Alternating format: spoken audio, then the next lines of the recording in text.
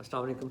तो दोस्तों, बात चल रही थी पिछली वीडियोस के हवाले से कि हम अपने आप को पहचान कैसे सकते हैं। तो अपने आप को पहचानने के लिए पहले हमें दूसरों को का जायज़ा हम लेते हैं कि अच्छी बातें जो लोगों में हैं वो हमें क्यों अच्छी लगती हैं और उनके अच्छा लगने की वजूहात क्या हैं। तो इस बात को दिल से तस्लीम करने की हिम्मत हम में होनी चाहिए, क्योंकि हम हर इंसान ने अपने अंदर एक बुत बना रखा होता है अपनी शख्सियत का, अपने मेयार का, और वो समझता है कि that is the absolute one. तो इस बात से ज़रा थोड़ा सा नज़र हटती है जब हम किसी की तारीफ़ वाले पहलुओं को रियलाइज़ करते हैं, रिकग्नाइज़ करते हैं। एक तो ये बात हो गई। फिर वो देखते हैं कि हम में वो बातें मौजूद हैं या नहीं, इस बात का भी थोड़ा ज़र्फ़ होना चाहिए। तो उसके बाद फिर हमें इस बात का अंदाज़ा होना चाहिए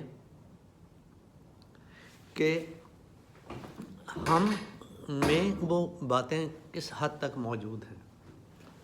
तो जब वो बातें हम में किस हद तक मौजूद हैं, इस बात को देखते हैं तो थोड़ा सा इस्लाह की एक इंटेंशन हमें नज़र आती है और थोड़ा सा अपने आप को इन्फीरियर जांचने की तौफीक होती है।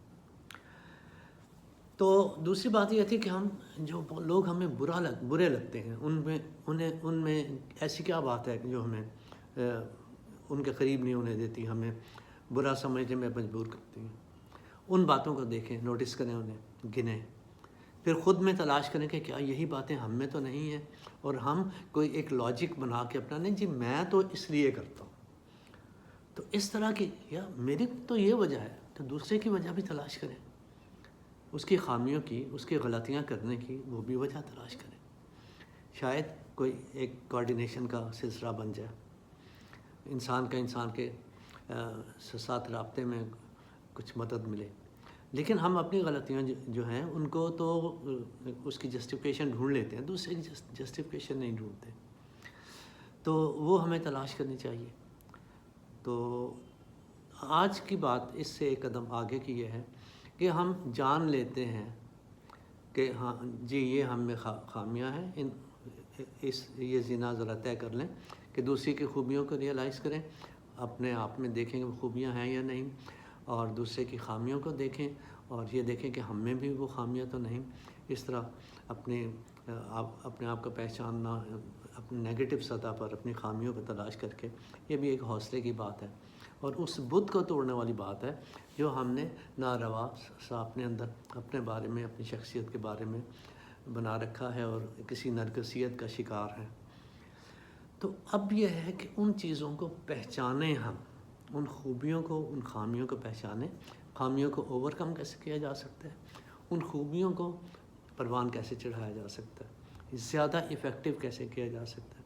देखिए क्लास होती है, उसमें 30, 40, 50 बच्चे होते हैं, स्टूडेंट्स होते हैं, एक ही टीचर पढ़ा रहा है, एक ही सिलेबस है, एक ही माहौल है, एक ही उम्र है, लेकिन उसमें कोई पास हो जाता है, कोई फर्स्ट आ जाता है, कोई फेल हो जाता है, मुख्तलिफ उसमें दर्जे हैं।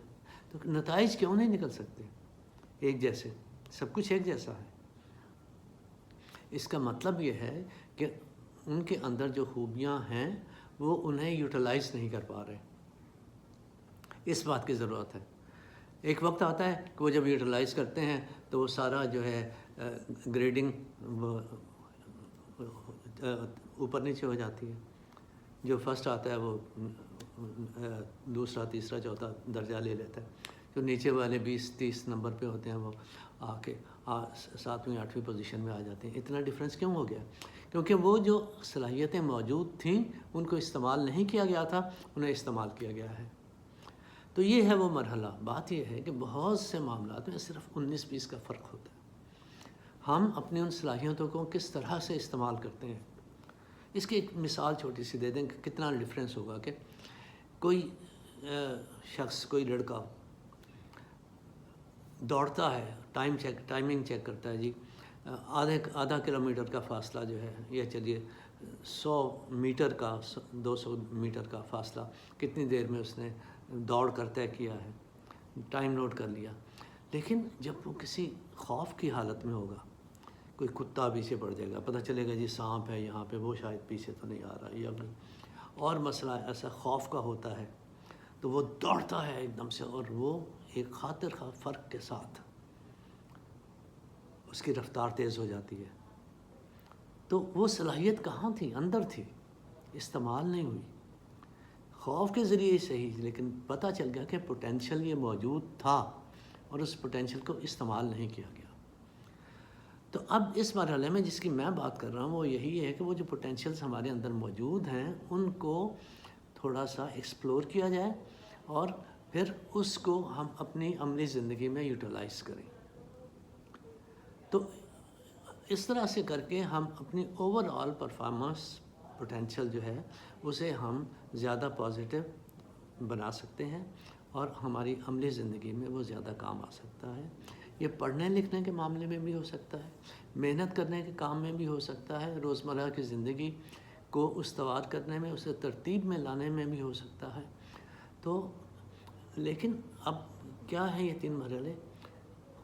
کسی کی خوبیوں کو پہچاننا، اپنے اندر ان خوبیوں کو شامل کرنے کی کوشش کرنا، اپنی خامیوں کو پہچاننا، ان کو بہتر کرنے کی کوشش کرنا، پھر ان کی اصل پہچان کر کے ان کو ڈیولپ کرنا. اب جب یہ 3 مرحلے ہو جائیں گے تو ہماری ایک اپنی شخصیت بن جائے گی. وہ ایک غیر ضروری بت جو ہم نے اندر بنا رکھا ہے اپنا، وہ ٹوٹے گا اور اس کے بعد ہماری شخصیت کا اصل پہلو، اصل ایک مقام جو ہے وہ سامنے آ جائے گا. مجھے وہ یاد آ گیا ہے علامہ اقبال کا وہ شعر کہ قطرہ آغوش تلاطم میں گوہر بنتا ہے، قطرہ آغوش تلاطم میں گوہر بنتا ہے، آبرو چاہے تو طوفان میں گھر پیدا کر. یعنی قطرہ جو ہے بارش کا وہ سمندر کے پانی میں جا کے مل نہیں جاتا، ایک نہیں ہو جاتا، بلکہ وہ اپنی پہچان برقرار رکھ کر تو گوہر بنتا ہے، نیچے تہوں میں چلا جاتا ہے، سیپ میں شامل ہوتا ہے اور اپنی پہچان بنا کے اپنی قدر و قیمت میں بے پناہ اضافہ کر دیتا ہے. تو گویا اس مرحلے میں جس کی آج میں بات کرنا چاہ رہا ہوں وہ یہ ہے کہ انسان اپنی شخصیت کو نمایاں کرے اور غیر ضروری بت اپنے توڑے، دوسروں کی خوبیوں کو پہچانے، اپنی خوبیوں کو اسٹرانگ کر کے اپنی زندگی میں انہیں زیادہ افیکٹو کرنے کی کوشش کرے. تبھی وہ ذاتی طور پر اور معاشرتی طور پر ایک اچھا فرد بن سکتا ہے. آج کے لیے اتنا ہی کافی. دعا میں یاد رکھیے. خوش رہیے. السلام علیکم.